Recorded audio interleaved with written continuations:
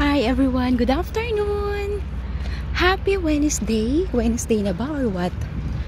So ayan, maganda ang panahon maglakad. Kaso lang medyo mainit ng konti.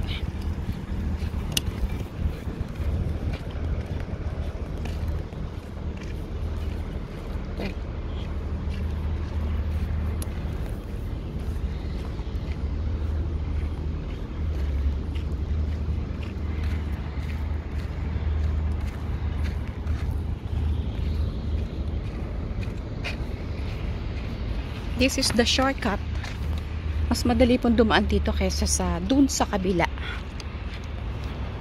Safe naman kasi marami naman dumadaan dito. Tsaka hindi siya masyado mainit kasi nga yung building, ayan yung mga building na yan. So nako-cover yung dinadaanan natin. Yan, happy Wednesday everyone. Thank you all sa lahat ng mga nanood ng aking live kanina.